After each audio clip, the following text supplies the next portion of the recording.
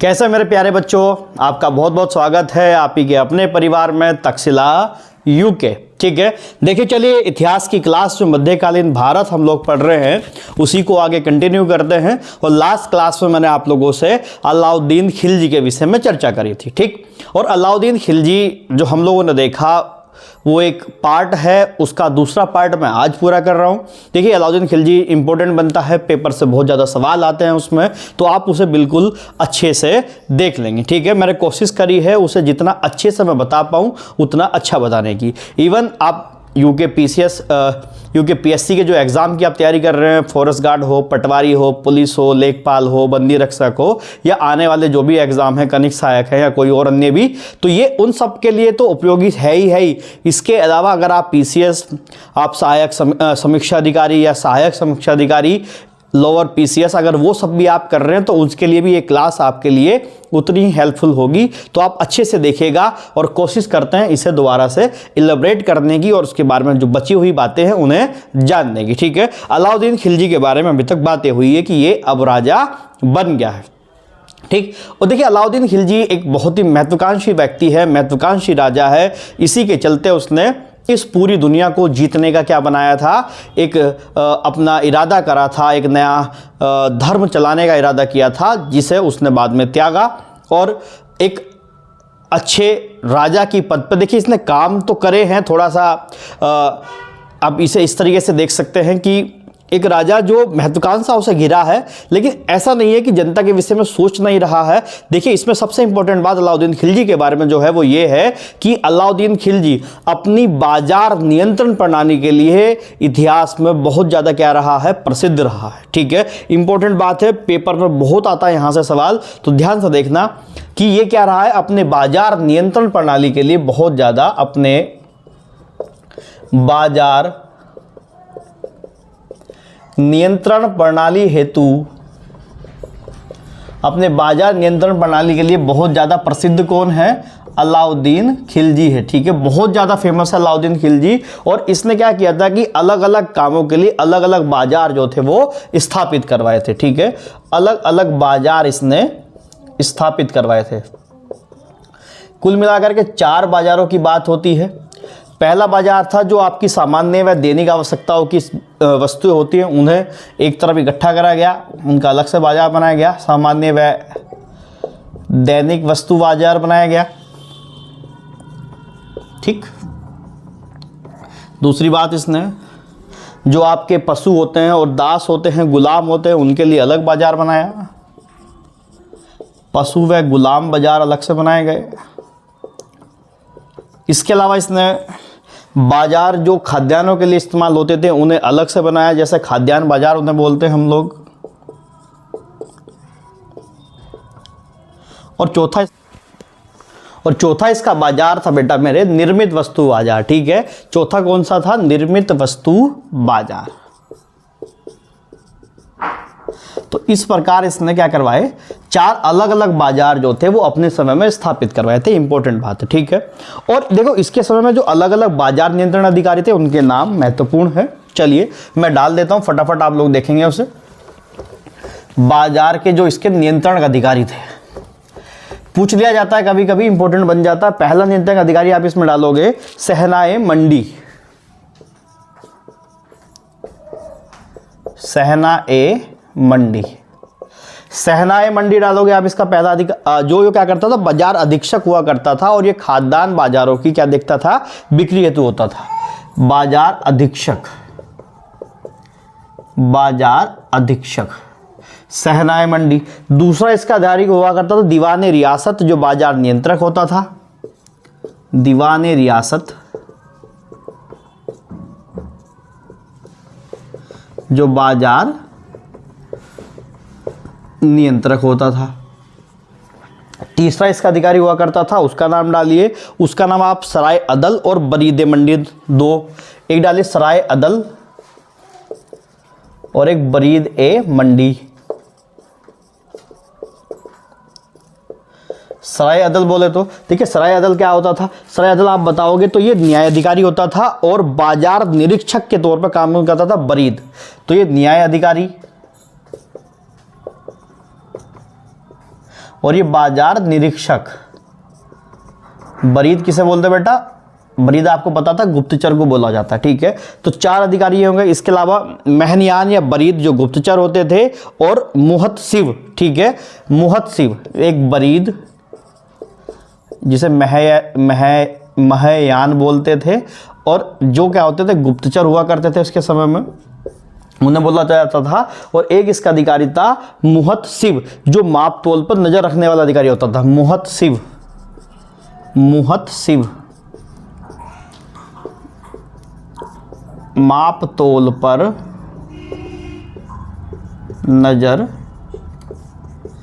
रखने वाला अधिकारी जो हुआ करता था, ठीक है। तो इस प्रकार से इसने अपने समय में अलग अलग अधिकारियों की क्या करी थी? नियुक्ति करी थी। तो ये आप देखेंगे। तो अब बाजार नियंत्रण प्रणाली के लिए अपना बहुत ज़्यादा फेमस रहा है अलाउद्दीन खिलजी, और इसने अलग अलग अधिकारी की क्या करी है? नियुक्ति करी है। देखिए अधिकारियों के नाम आप ध्यान रख सकते हैं। सहनाए मंडी, दीवान रियासत, सराय अदल, बरीद मंडी, बरीद या महनयान और मुहतसिब, ठीक है। पूछ सकते हैं कि बताइए अलाउद्दीन खिलजी के समय बाजार की माप तोल पर नजर रखने वाले अधिकारी को क्या बोलते थे? तो मुहतसिब बोलते थे। इंपॉर्टेंट सवाल हो सकता है, ठीक।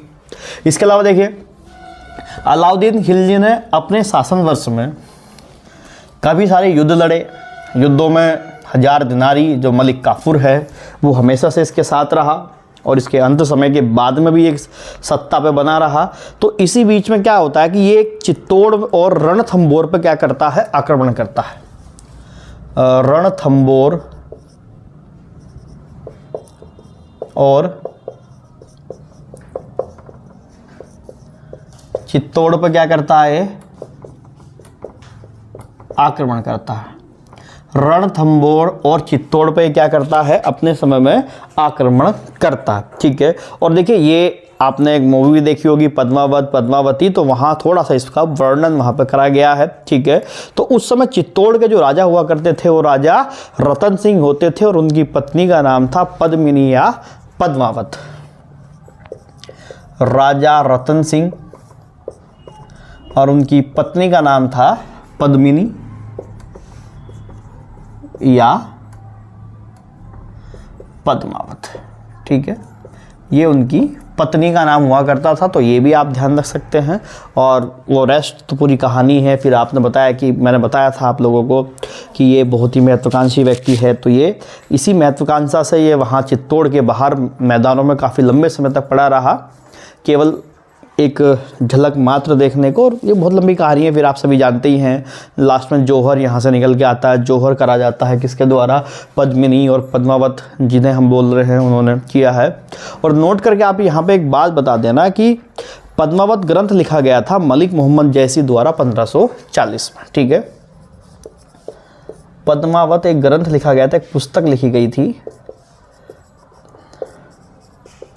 मलिक मोहम्मद जैसी द्वारा। मलिक मोहम्मद जैसी द्वारा कब? 1540 में। इस बात का आप लोग ध्यान रखना, ठीक है। तो चित्तौड़ पे इसने आक्रमण किया है, तो ये इसकी कहानी। इसके अलावा ये कहा जाता है कि जो अलाउद्दीन खिलजी है इसने धर्म और राजनीति को कभी मिक्सअप नहीं किया है। धर्म अलग रखा है हमेशा सा, और राजनीति अलग रखी है। इसके अलावा ये भी कहा जाता है कि जो उलेमा वर्ग होता था, जो आपका इस्लाम जानने वाले लोग होते थे, उनके नियंत्रण से इसने एक स्वतंत्र राज्य चलाने का या बसाने का या बनाने का, है ना, एक इसने खुद को इसको श्रेय जाता है। तो आप बता सकते हैं कि सर्वप्रथम उलेमा वर्ग के नियंत्रण से बाहर होकर के इसने क्या किया है? मुक्त राज्य को चलाया है, ठीक है। सर्वप्रथम उलेमा वर्ग के नियंत्रण से बाहर होकर, उलेमा वर्ग के नियंत्रण से बाहर होकर इसने शासन किया है। एक स्वतंत्र शासन की नींव रखी है किसने? अलाउद्दीन खिलजी ने। ये बात आप ध्यान रखेंगे।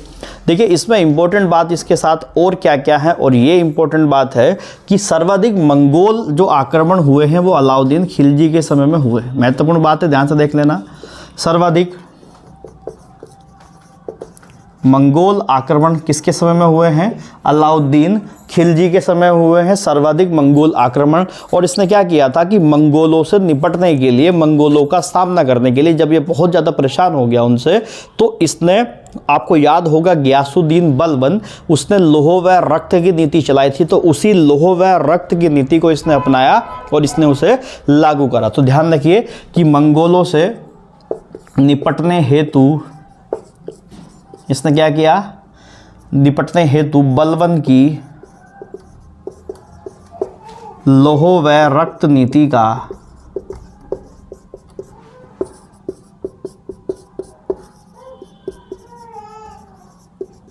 अनुसरण किया। ठीक है, इसने बलबन की लोह व रक्त नीति चलाई। पेपर में बहुत पूछा जाता है, कई बार सवाल ये आता है कि बताइए बलबन की लोह व रक्त नीति किसने चलाई थी, तो ये किसने चलाई थी। इसके अलावा देखिए आप अलाउद्दीन खिलजी को देखते हैं, इसका शासन वर्ष किस समय गुजरा, हमेशा सेना के बीच में गुजरा और वहाँ पे इसने बहुत सारा समय गुजारा। तो ये जानता था कि जो क्या क्या मुद्दे ऐसे होते हैं जो एक सिपाही को विद्रोह करने के लिए बहका सकते हैं या उसे विद्रोह करने में मजबूर करते हैं। तो उसी चीज़ को देखते हुए इसने क्या किया, अपने राज्य के अंदर क्या कर दिया, ड्राई स्टेट घोषित कर दिया उसे, है ना। क्या कर दिया, ड्राई स्टेट। तो हमारा ड्राई स्टेट, कई सारे ड्राई स्टेट हैं, तो कृपया करके मुझे जरा ड्राई स्टेट्स के नाम बता देंगे। ठीक है, तो इसने क्या करा, यहाँ पे शराब व मादक पदार्थों पर रोक लगा दी। ठीक है, शराब व मादक पदार्थों पर क्या लगाई इसने, रोक लगाई। शराब व मादक पदार्थों पर इसने क्या लगाई, रोक लगाई। किसने, अलाउद्दीन खिलजी ने। एक ये ध्यान रखनी। इसके अलावा देखिए अलाउद्दीन खिलजी का मंत्रिपरिषद अपने आप में ध्यान रखने लायक है। देखिए कभी मंत्रिपरिषद से ज़्यादा सवाल तो नहीं पूछता है, लेकिन मैं डाल दे रहा हूँ, आप ध्यान से देख लेंगे। ठीक है, ये सब बातें जो मैंने, चलिए इसे देखते हैं हम लोग अपने मंत्रिपरिषद को आगे। ठीक है, अलाउद्दीन के जो मंत्रिपरिषद थे उन्हें देख लेते हैं। देखिए इसमें देखिए, दीवान ए वजारत, जो वज़ीर होता था उन दिनों, जो प्रधानमंत्री भी हम लोग कह सकते हैं, दीवान ए वजारत। दूसरा इसका आपका दीवान ए इंसा, दीवान ए इंसा। दीवान ए इंसा कौन होता था, जो शाही हुक्म का पालन करवाता था, शाही आदेश का पालन करवाने वाला, शाही आदेश का पालन करवाने वाला, वो होता था आपका दीवान ए इंसा। तो दो बातें ये हैं, दीवान ए वजारत, दीवान ए इंसा, दीवान ए आरिज़ और दीवान ए रसातल। दीवान ए आरिज़ और दीवान ए रसातल, तो ये दो पद और हैं और इन्हें मैं आप बोल सकते हैं, दीवान ए आरिज़ बोलते थे सैन्य मंत्री को और दीवान ए रसातल बोलते थे विदेश विभाग को। ठीक है, सैन्य मंत्री और ये आपका विदेश विभाग, तो आप लोग ध्यान रख सकते हैं। ठीक है, तो ये इनके 4 मंत्री पद थे जो आपने देखे। देखिए अंतिम समय में हम इसे बता सकते हैं कि जो उपाधियां इसे मिली वो 2-3 उपाधियां हैं जो आप लोग ध्यान रख सकते हैं।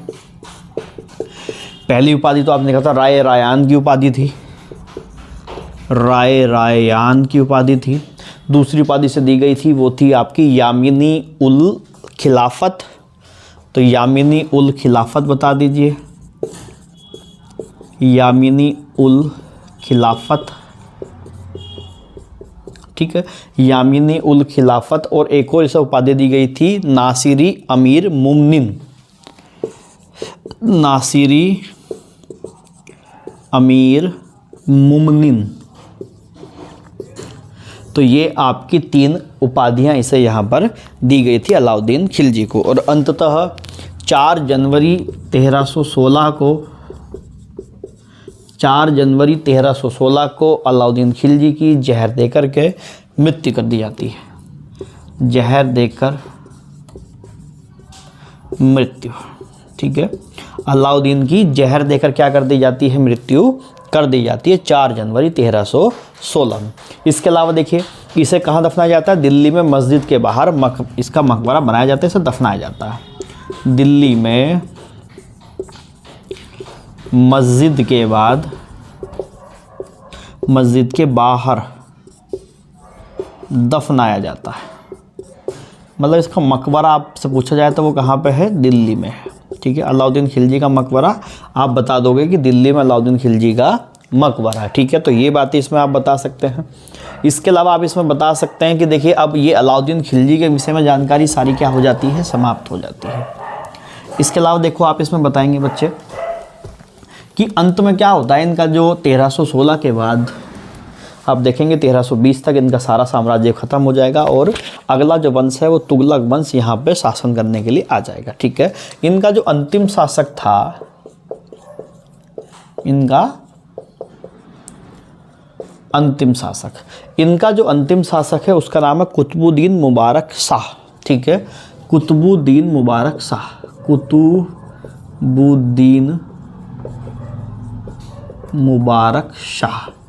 और इस कुतुबुद्दीन मुबारक शाह की हत्या कर दी जाती है किसके द्वारा, इन्हीं का ही एक सेवक है, सेनापति है, खुसरो खां के द्वारा। ठीक है, हत्या कर दी जाती है किसके द्वारा, खुसरो खां के द्वारा। ठीक है, आप कहोगे सर खुसरो खां ने हत्या कर दी और आएगा तो अभी तुगलक वंश। ठीक है, तो बाद में इस खुसरो खां की हत्या कर दी थी किसने, गयासुद्दीन तुगलक ने, और फिर गद्दी को हत्या लिया था। इसकी हत्या किसने कर दी, गयासुद्दीन तुगलक ने इसकी हत्या कर दी। ठीक है, गयासुद्दीन तुगलक ने इसकी क्या कर दी, हत्या कर दी और गद्दी को हत्या लिया। और इसी के साथ दिल्ली पर अगला वंश आ जाता है जिसे हम क्या बोलते हैं, तुगलक वंश के नाम से संबोधित करते हैं। ठीक है, तो ये सब बातें हम लोगों ने अलाउद्दीन खिलजी में पढ़ी। देखिए इंपॉर्टेंट है अलाउद्दीन खिलजी, यहाँ से कई बार पेपर में क्या आता है, सवाल देखने को आपको मिल जाएगा। ठीक है, तो चलिए फिर हम लोग मिलेंगे अपनी अगली क्लास में। तो तब तक के लिए आप पढ़ते रहिए, बढ़ते रहिए। ठीक है, बहुत बहुत धन्यवाद।